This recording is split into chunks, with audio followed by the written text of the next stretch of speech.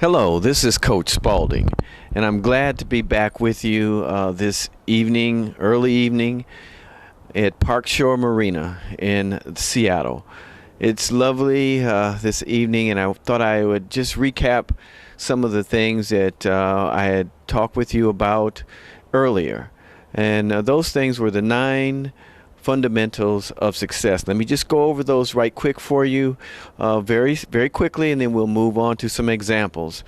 The first fundamental that we talked about was knowing the essence of who you are, in that you are a spiritual being, and you must do things to uplift your spirit and the spirit of others every day. It's important to do something of a spiritual nature each day. Bring a smile to the table.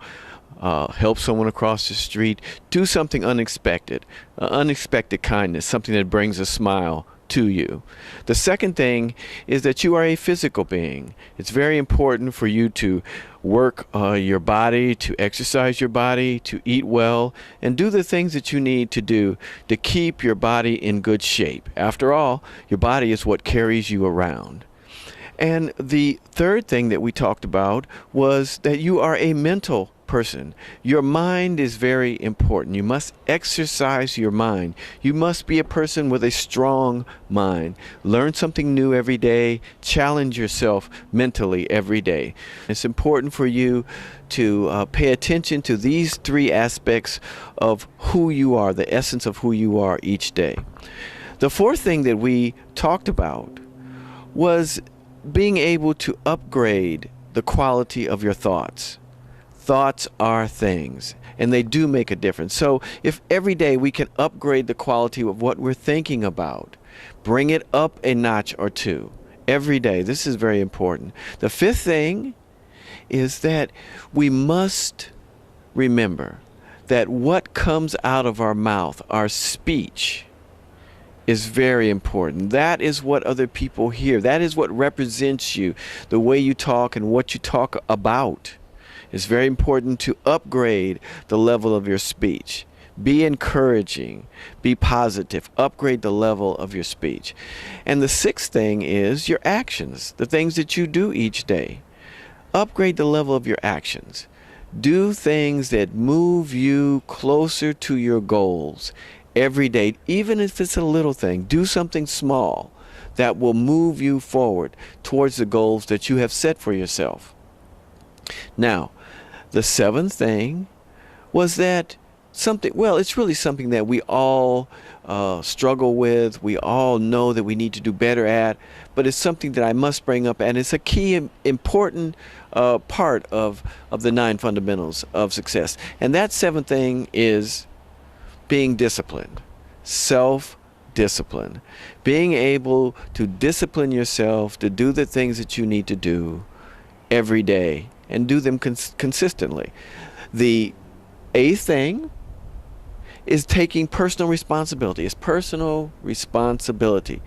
Your decisions and your choices, you must take responsibility for them and not blame other people for what you think and what you do. Take personal responsibility for who you are. And the last and final thing, which could be one of the most important, if not the most important, is that we must be consistent with all of these things. Consistency is the key. Not doing what we talked about one day and forgetting the next, or doing it for 1 week and slacking off the next week. You must be consistent with all 9 of these fundamentals. And that is really, it's like having a lottery ticket. It really is, right in your hand right now. And all you have to do is cash your ticket. You have the fundamentals. They've been laid out for you. All you have to do is be consistent with them on a day-to-day basis. Okay, now, let me tell you a couple of stories that might be interesting to you and maybe humorous. I go and have green tea every day in the morning. I go and sit on the patio at a local tea house and have green tea. And there's a group of fellas that come and visit in the morning to start the day off. And one of my good buddies came the other day, and he is overweight. He came the other day and sat down across from me, and he was talking about a doctor visit he had just had, where the doctor told him he needed to exercise more, he needed to watch his diet, and he needed to lose weight. And he sat across from me, and he said, "Well, you know, Mike, I'm just a sedentary person. I'm just that's just the way I am."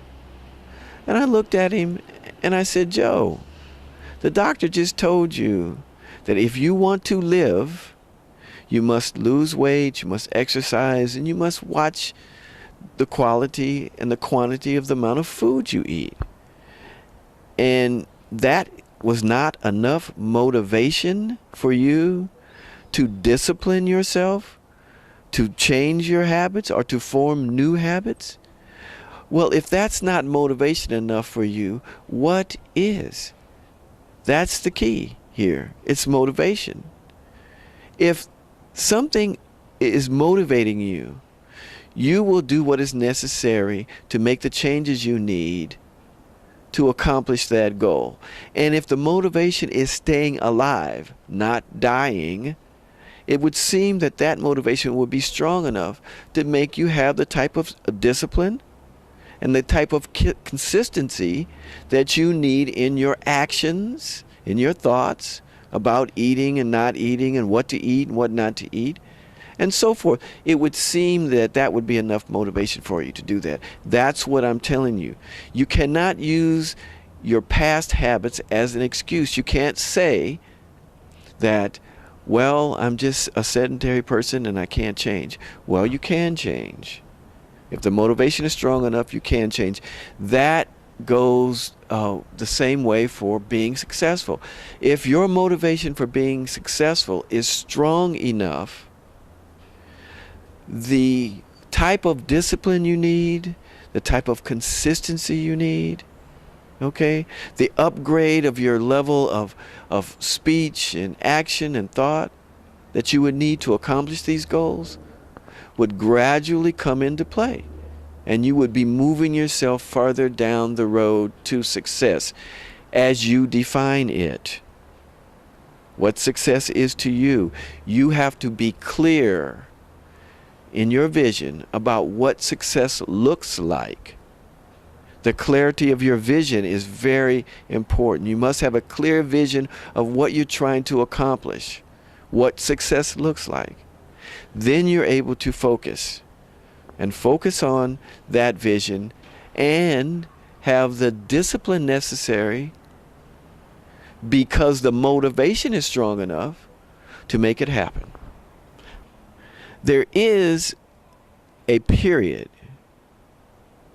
that comes about between a stimulus or perception and an action. A stimulus and an action. There is an area in between, a period, a time in between those two. That's the time you must really take to look at a situation, to analyze things, and really see clearly before you act, before you come to a final conclusion about an action or a perception. Take that time between the stimulus and the action to really analyze everything that you see and hear in front of you. So balance is a key. That's what I want to leave you with today, is that remember all the 9 things we talked about, and balance. Balance. Make sure also that you take your time with perceptions. Don't be overwhelmed by what appears.